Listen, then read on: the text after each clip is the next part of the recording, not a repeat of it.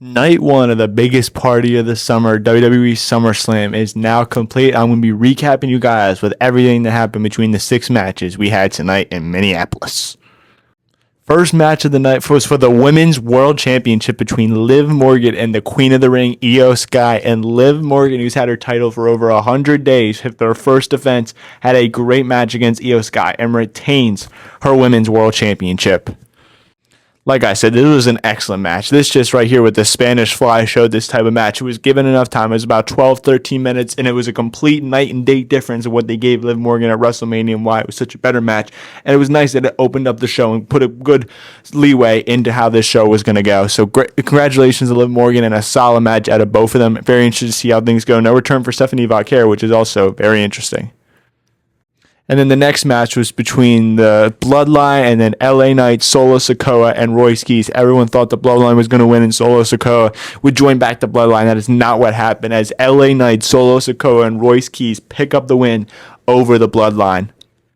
For the love of God, they got to keep Solo Sikoa as a babyface, as he was absolutely hilarious tonight with this moment here, running it back with the crowd with Jey Uso's Yeet.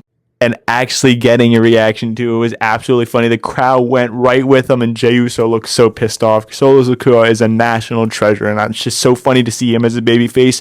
And even more surprising, because it seems as of right now, LA Knight and Solo Sikoa are buddy-buddy, as they shared a hug after the match, and seems like they're all on good terms. So we'll see a babyface Solo down the road, and the Bloodline is finally. And LA Knight, out of all people, actually picked up the win, pinning Jey Uso. Good for him. And then Royce Keys with his first SummerSlam win. So solid match, quick 6-7 minute match, and it did exactly what it needed to do. It was surprising though that the babyfaces came out with the win. And then we had Gunther versus Nick Aldis. And to nobody's surprise, Gunther came away with the win, but Nick Aldis was absolutely spectacular tonight. First time in a WWE ring at SummerSlam, one of the biggest PLEs all of time of WWE. He came out and stole the show, in my opinion. He was absolutely great tonight, and I hope to see him more again in WWE. Obviously, it seems like he's taking his role back as general manager, but they need Nick Aldis in some more matches because he was amazing tonight.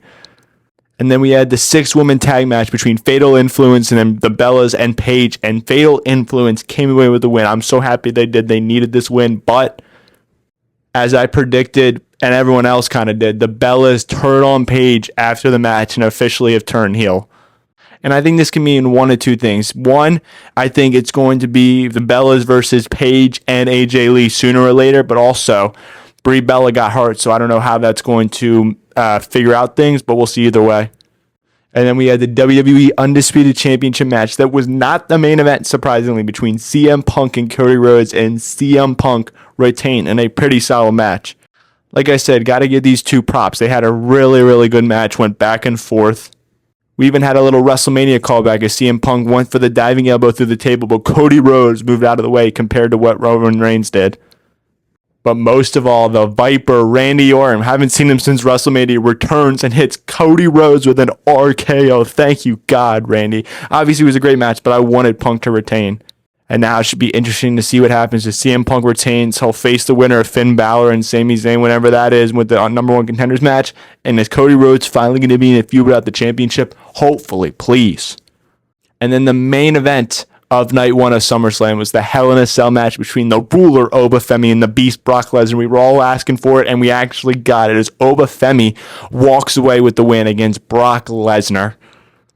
I gotta say, this was it for Brock tonight. Thank you, Brock. He's been one of the guys in WWE for a while. He just does what he needs to do. He's Brock effing Lesnar, and he does what he wants to do. And if this is it for him, I'll miss you, Brock. But my goodness, Brock Lesnar pulled out all the stops up. Tombstone pile driver on Oba freaking Femi, with he pulled off the ring too. Did the whole Undertaker thing. Absolutely sick here from Brock Lesnar. But then the night was ended off as Brock Lesnar officially looks like passing the torch to Oba Femi, saying he is the past, Oba Femi is the future. That's all we have for night one of SummerSlam. I'll be back with you guys tomorrow tonight too. Pretty solid night. I'm going to give it a 7.8 out of 10 for night one. Can't wait to what's in store for night two. Peace, guys.